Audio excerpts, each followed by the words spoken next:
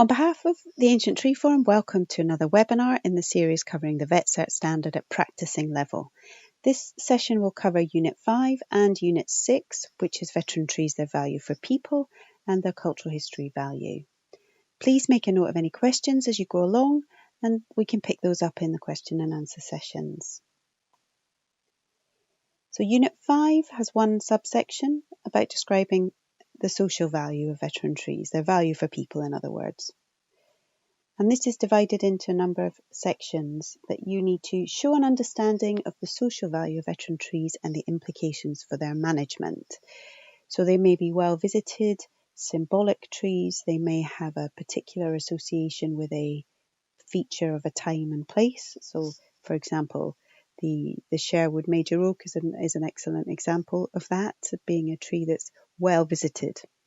But they also have a connection with health and well-being. They provide a whole range of ecosystem services. And actually, by talking to people about the trees, very often it can unlock funding, because local people particularly very often value trees very, very highly, but it's not something that's always entirely clear why or how. And the fact that people have strong relationships with trees are important to take into consideration. There are many examples where trees have had work done on them without consulting the local people, and there's been a lot of uproar, and even trees under threat of being felled have created very strong tensions in the local community.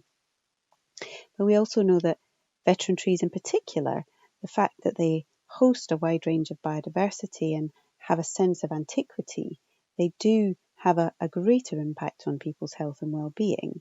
There's lots of research that highlights the value of trees for people, and several highlight the value specifically of older trees or more natural sensing woodlands as well, being very valuable and more important for health. So, and remembering the fact that by taking account of these things, it may unlock more resources for looking after trees. And this fits very nicely in this understanding for the importance of public support for protecting and managing veteran trees. It's actually often much easier to take the local community with you. There's an excellent example of the Brimmen Oak in Wales, for example, of how a tree can be saved by local people and their efforts and moved a bypass. An oak in Stockholm, which created huge tensions both within the tree community as well as within the local community because of the lack of consultation and communication from the local authorities.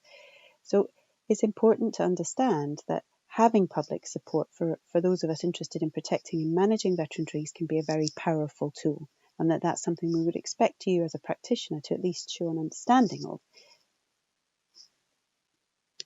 The resources that are available to you for this particular element, there's chapter 6 and 10 in Helen's book, Managing Veteran Trees of Landscape and Cultural Interest, and that's relevant also to the next unit.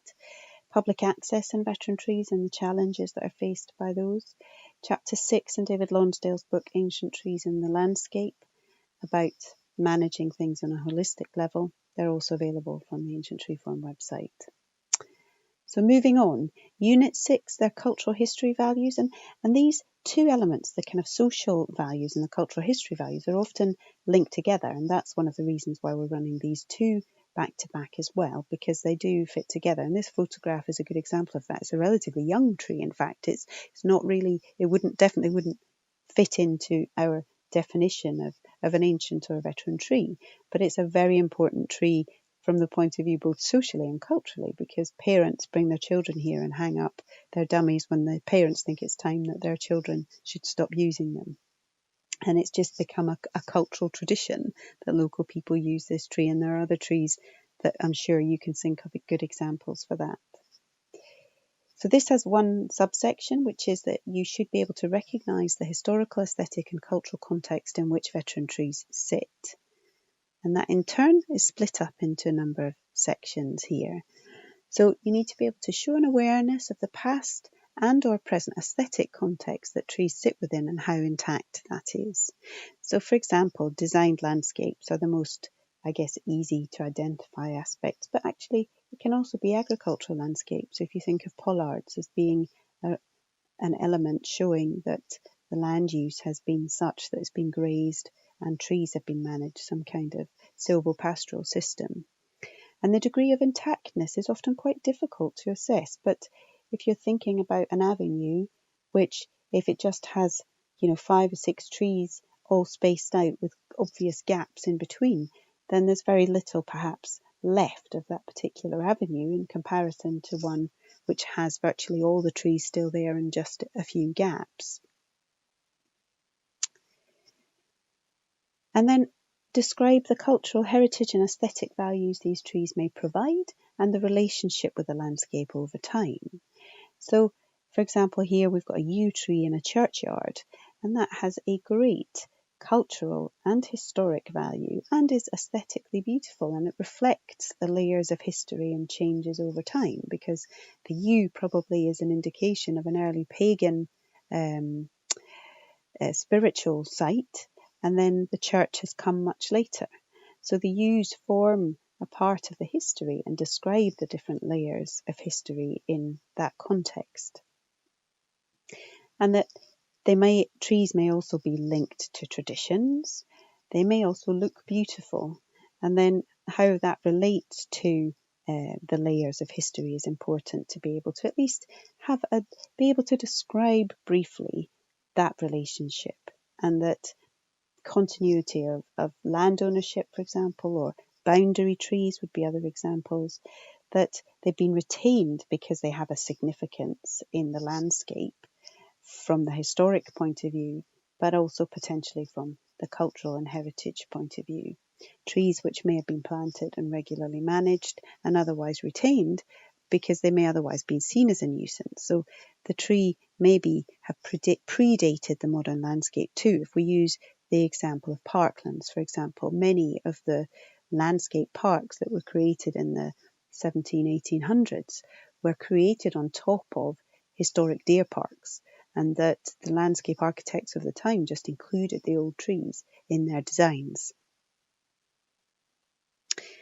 So just to go over a few of the resources for these two relatively short units, there's chapter 6 again and 10 in Helen's book. Chapter 6 about advocacy for holistic and landscape management. Then there's also a vet tree video about risk management, because that's often the most common element that you may well be brought in to work on veteran trees.